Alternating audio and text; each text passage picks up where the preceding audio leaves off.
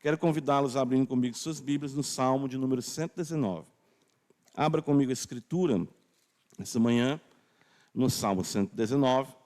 Nós vamos ler a partir do verso 49 até o verso 53, no qual, nesse verso 53, se deterá nossa prédica essa manhã.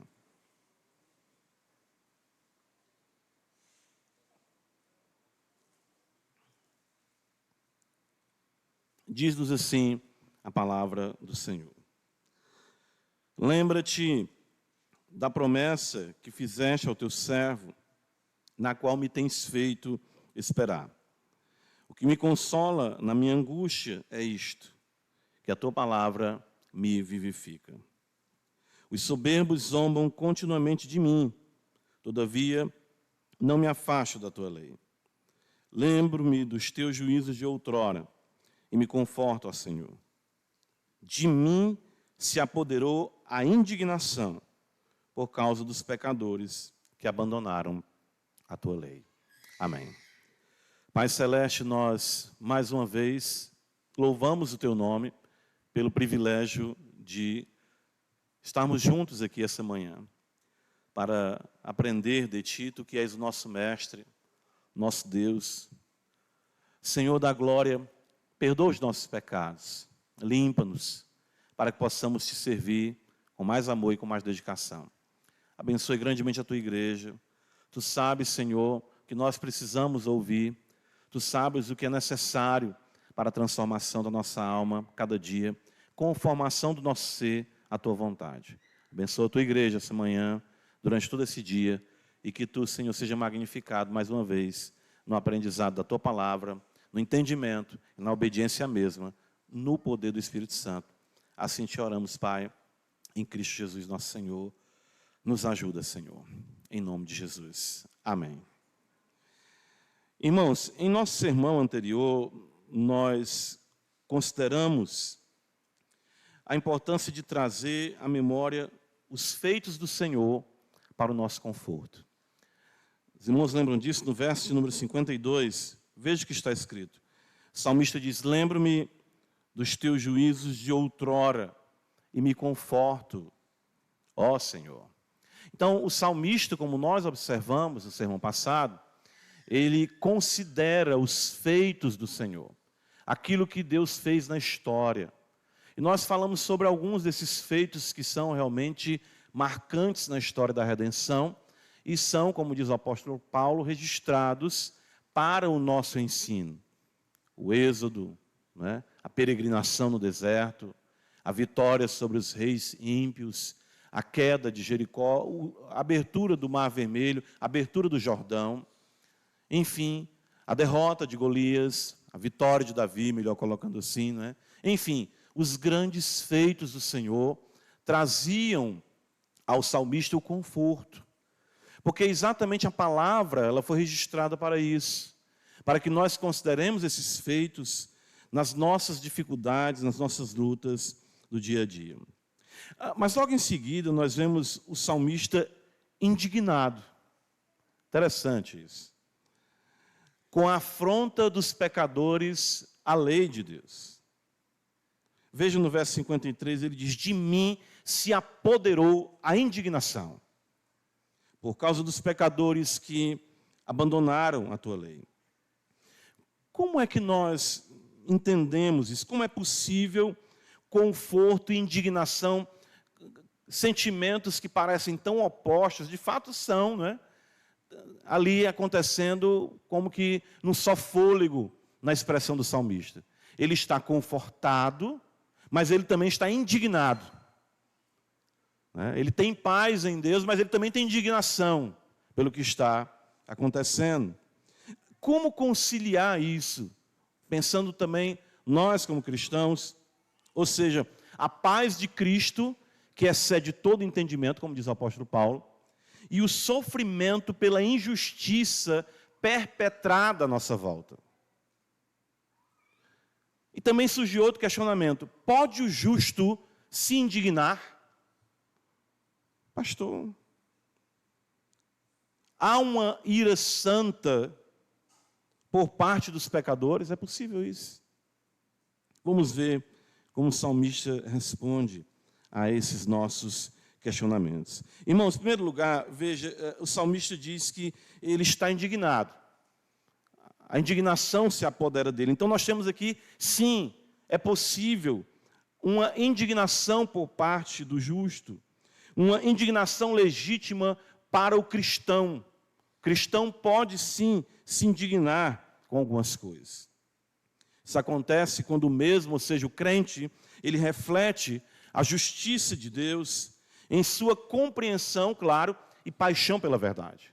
Então, quando o crente vê a santidade de Deus, ele é confrontado com ela, ele percebe os seus pecados, ele percebe a sua miséria, ele se arrepende, ele procura viver em contrição, em humildade diante do Senhor, reconhecendo-se pecador. E ao mesmo tempo ele vê à sua volta o total desdém para com essa verdade. Isso gera no seu coração uma indignação. Isso gera no seu coração uma insatisfação. Porque ele fica, como pode isso?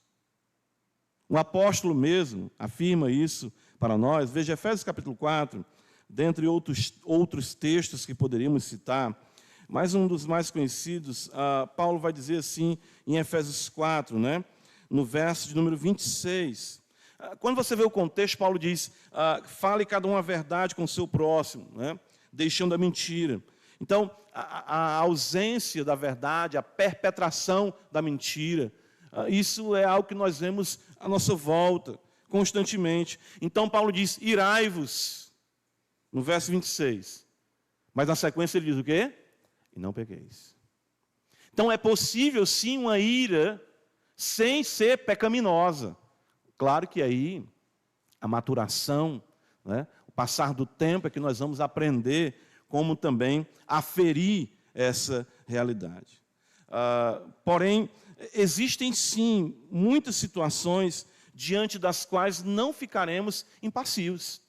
Existem coisas que indignam, realmente chateiam. E isso pode ser observado na nossa sociedade, quando nós olhamos para um mundo que despreza o Senhor, mas também nas nossas relações. Acontece isso também.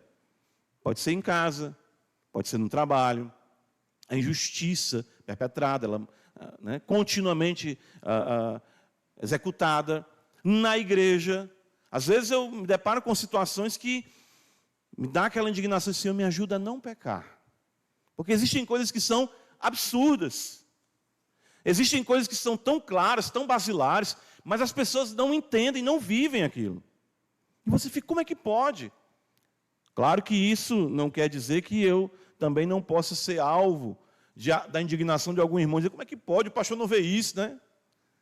Da mesma forma, eu olho para alguns irmãos, tanta coisa a gente ensina, fala, e quando a gente vai observar as mesmas coisas, meu Deus! Então, irai-vos e não pequeis. Essa indignação nós podemos ver no próprio mestre.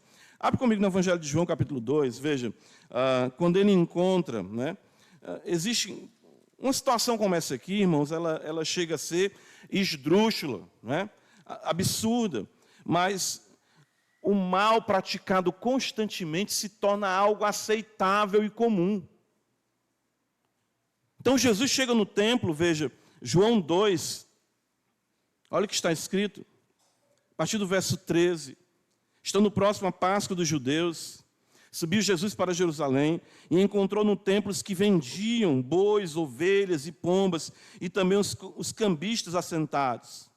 Os irmãos conseguem imaginar isso?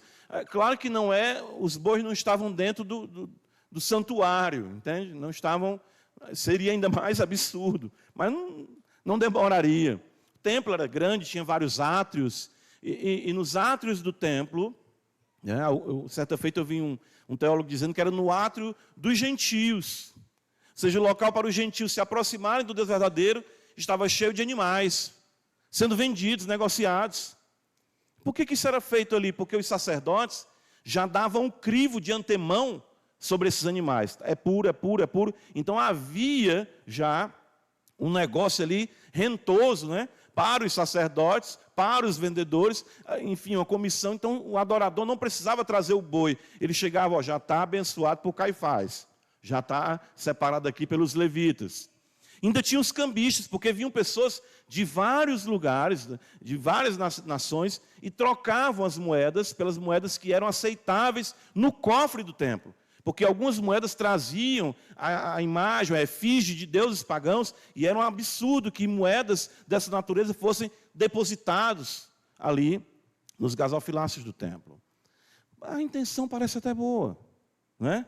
Porém, o que Jesus faz? No verso número 15 diz: tendo feito um azorrague de cordas, um chicote, expulsou todos do templo, bem como as ovelhas e os bois, derramou pelo chão o dinheiro dos cambistas, virou as mesas e disse aos que vendiam as pombas: tirai daqui estas coisas, não façais da casa de meu pai casa de negócio.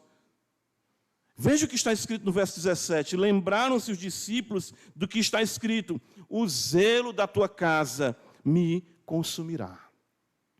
Então Jesus se indignou com aquilo. Em outro momento ele diz: a casa de meu pai é casa de oração. Não é casa de negócio. Não é casa para os seus interesses. Mas a intenção é boa, não importa a intenção. Aqui é para se buscar a face do Deus verdadeiro. Então ele se indignou com aquilo. Imagina isso, aquele que é manso e humilde de coração, virando as mesas, chicoteando os animais.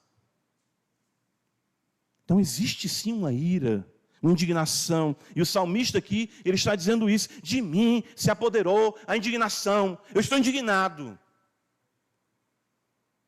Em Atos dos Apóstolos, capítulo 17, veja, acontece algo interessante também com Paulo.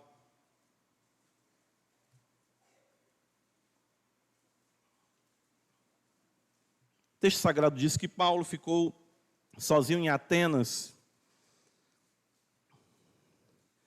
guardando o retorno dos seus companheiros. E veja no verso 16 que está escrito: enquanto Paulo esperava em Atenas, o seu espírito se revoltava em face da idolatria dominante na cidade.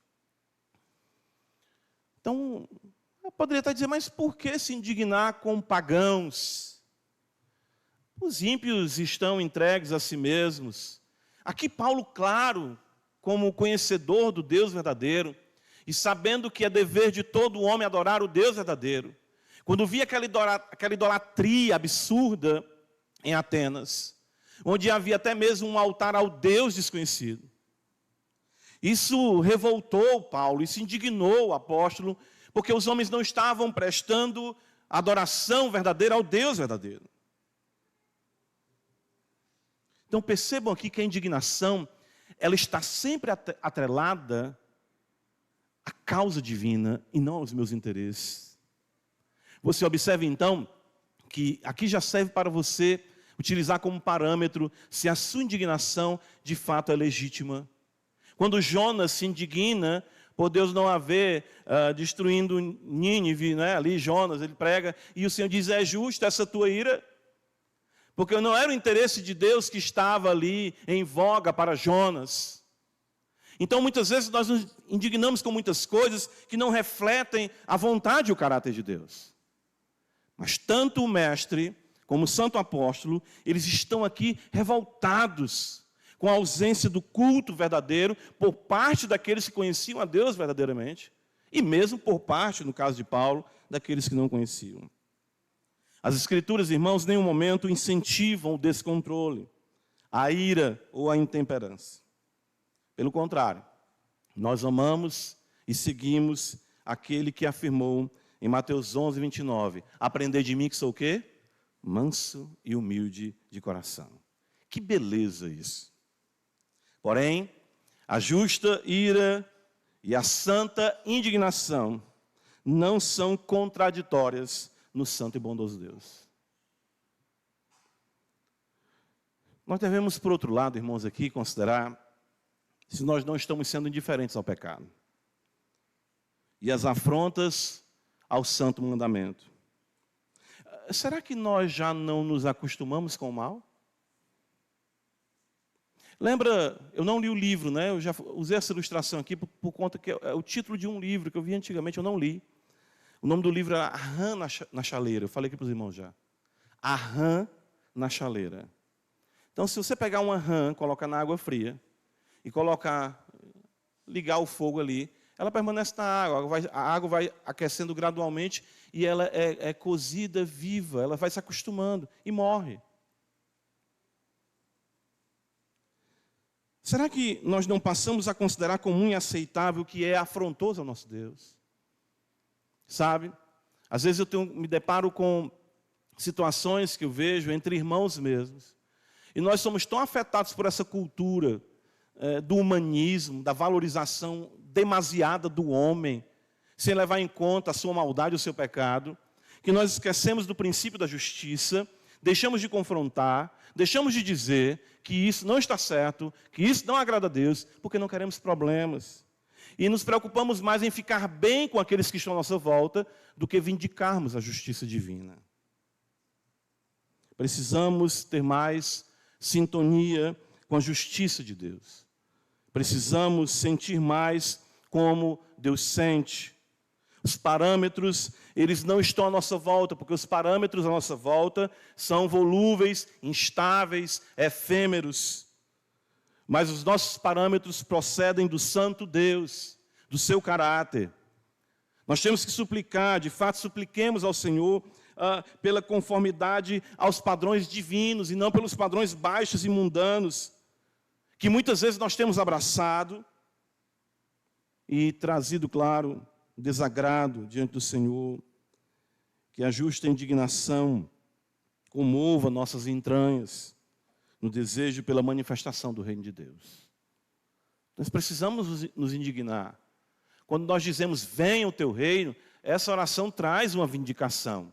É o que? Desbanca os reinos deste mundo. Desbanca as injustiças deste mundo. Salmo 119, veja comigo, no verso ainda 53. Ele diz que dele se apoderou a indignação por causa dos pecadores.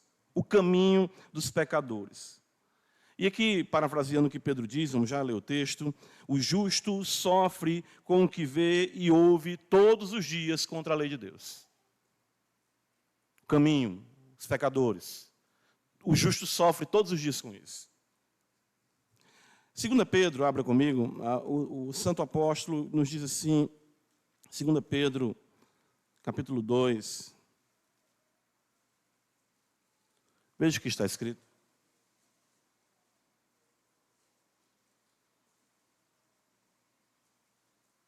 Verso 7 e verso 8.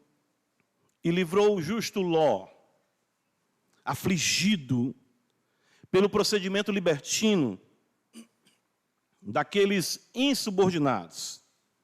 Porque este justo, ou seja, Ló, pelo que via e ouvia, quando habitava entre eles, atormentava a sua alma justa cada dia, por causa das obras iníquas daqueles.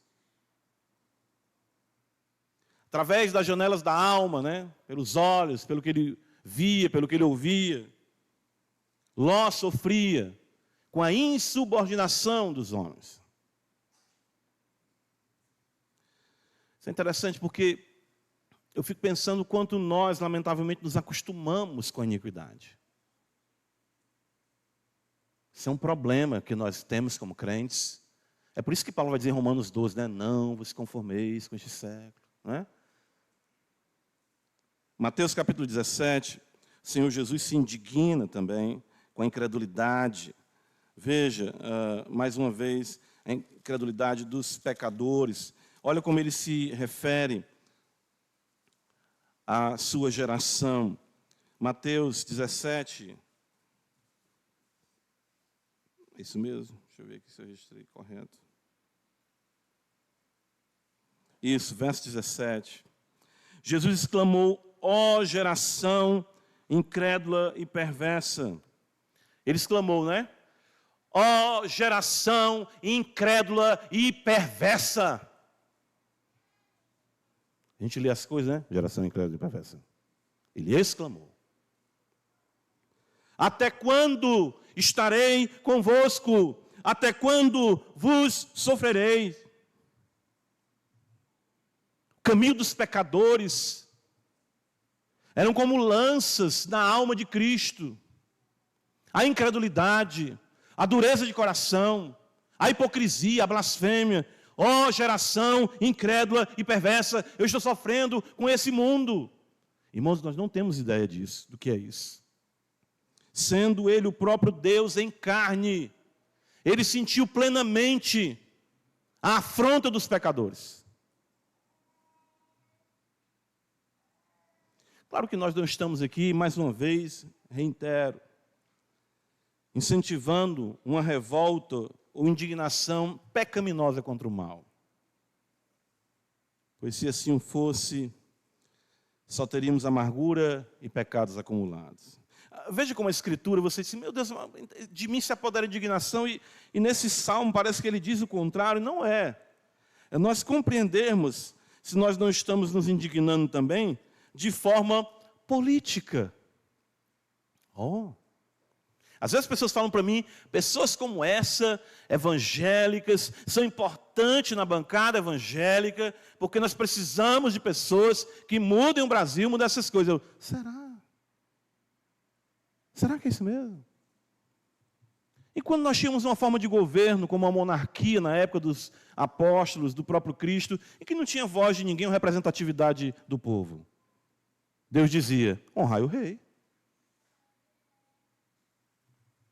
Salmo 37, não te indignes por causa dos malfeitores, não tenhas inveja dos que praticam iniquidade, pois eles dentro em breve definharão como a relva e murcharão como a erva verde. Confia no Senhor, faze o bem, habita na terra, alimenta-te da verdade, agrada-te do Senhor, e Ele satisfará os desejos do teu coração. Entrega o teu caminho ao Senhor, confia nele, o mais Ele fará.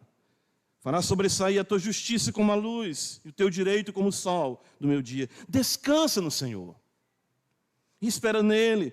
Não te irrites por causa do homem que prospera em seu caminho, por causa do que leva a cabo os seus maus desígnios. Deixa a ira, abandona o furor, não te impacientes. Certamente isso acabará mal. Porque os malfeitores serão exterminados, mas os que esperam no Senhor possuirão a terra. Mais um pouco de tempo, e já não existirá o ímpio. Procurarás o seu lugar e não acharás. Mas os mansos herdarão a terra e se deleitarão na abundância de paz. Interessante isso, né? Se indigne, mas não precisa fazer disso uma militância gospel. O crente é chamado para se indignar. Como o salmista mesmo diz, de mim se apoderou a injustiça, de mim se apoderou a indignação. Mas não é chamado para militar pela verdade. O que aprendemos na Escritura é detestarmos o mal, nos apegarmos ao bem e andarmos humildemente com o Senhor. Miqueias diz isso para nós. E também Romanos 12, 9. O caminho dos pecadores, irmãos, sempre será uma dor para os justos, sempre. Algumas vezes você poderá até se abater, a semelhança de Asaf, né? Tenho feito tudo certo, o camarada faz tudo errado, e a vida dele parece que vai cada vez de vento em polpa. Mas busque ao Senhor. E a semelhança de Asaf, entre no santuário do Altíssimo. Enxergue as coisas da perspectiva de Deus e perceba que Deus coloca os ímpios em lugares escorregadios. Dentro em breve, a glória e a justiça do Senhor cobrirão a terra como as águas cobrem o mar, e já não mais será achado o ímpio sobre a face da terra. Salmo 119, para nós concluirmos, vejam, ele diz ainda mais o que é o problema desse mundo que ele enfrentava, ele via, o salmista, ele se indigna por conta do caminho dos pecadores, mas veja, isso tem uma afronta direta a Deus. Verso 53, ele fala que abandonaram a tua lei. Isso é muito interessante. Por que isso é interessante? Porque todo pecado é contra o caráter de Deus. Consequentemente, contra a lei de Deus. Lei natural, lei especial. Lei geral, revelação especial. O ser humano desconhece o poder destrutivo do pecado. De fato, eu creio que nós mesmos, como crentes, não entendemos isso ainda como deveríamos entender. O abandono à lei de Deus, irmãos, e a ruína e a miséria humana. A lei de Deus, como nós falamos, é o caráter glorioso do próprio Deus, estampado em sua criação e concedido mais graciosamente por santa revelação. Então perceba, tanto que Paulo vai dizer em Romanos capítulo 1, o que de Deus se pode conhecer entre eles é manifesto. O homem, nós sabemos, ele é beneficiado pela revelação geral, como nós falamos assim, né? Não traz a salvação. Porém, nós sabemos que essa revelação, concedida por Deus, concede ao homem vida, alegria e uma continuidade relevante nessa existência. Quer ver só? Abre em Atos 14 comigo, Atos 14. Atos dos Apóstolos, Paulo vai dizer, Atos 14.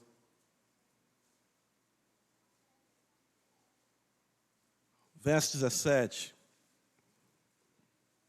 Paulo falando ali em Listra, louvado seja Deus.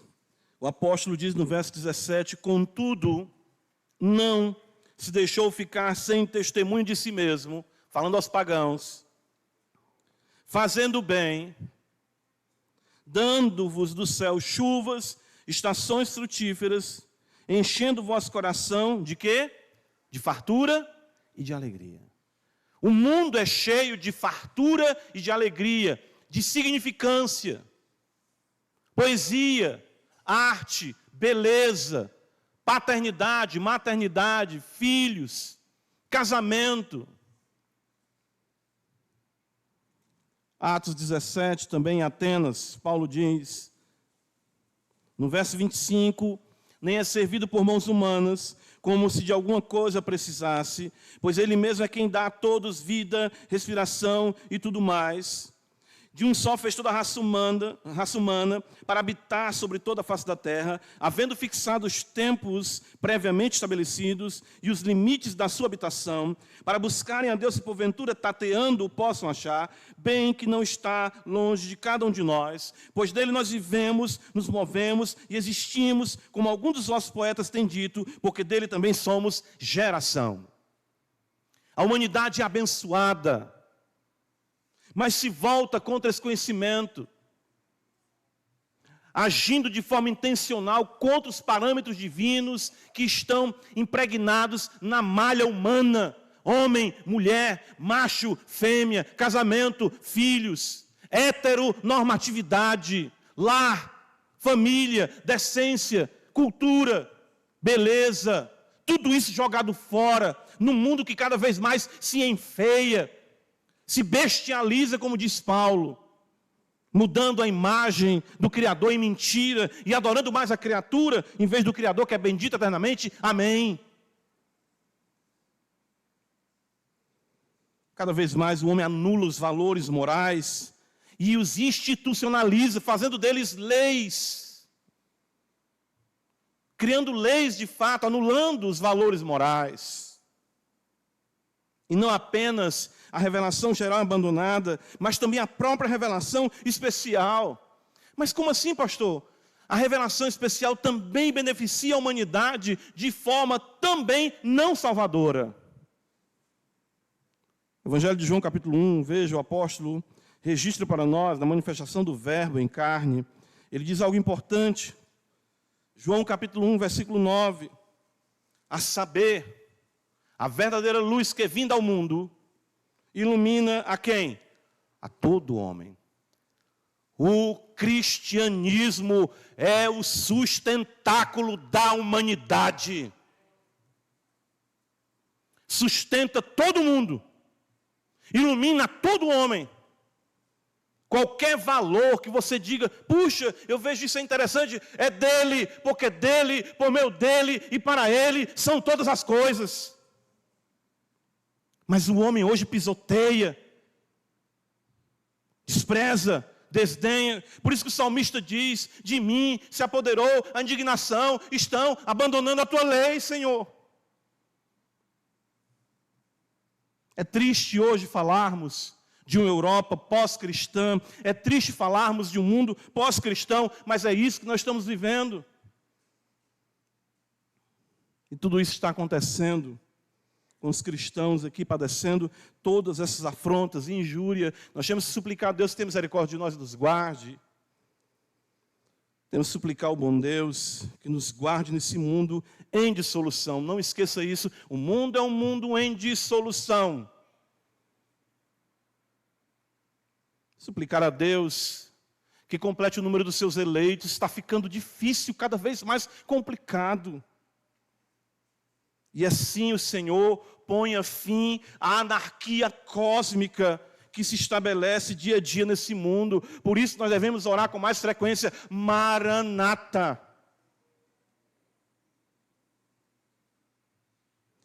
Irmãos, as Escrituras dizem, bem-aventurados os que choram. Esses são os gloriosos paradoxos do reino, né? Feliz quem chora. É feliz quem chora. É exatamente isso, a indignação. O salmista, ele se conforta e chora. A palavra nos conforta em meio à indignação que sentimos em um mundo que abandona a lei de Deus. Porém, nós descansamos em Deus, certos de que dentro em breve não veremos mais o ímpio, nem suas obras sobre a face da terra. Que Deus nos ajude, irmãos, a termos um santo zelo, em amor à lei de Deus, em obediência à sua vontade. Amém. Pai Celeste, nos ajuda, Senhor. Nos ajuda, Senhor. Tem misericórdia da tua igreja neste mundo mau. Possamos ter o santo zelo do Senhor em nós, confiarmos que o Senhor está no controle de todas as coisas e não deixe jamais voltarmos as costas para a santa lei. Guarda-nos, ó Pai, em nome de Jesus. Amém.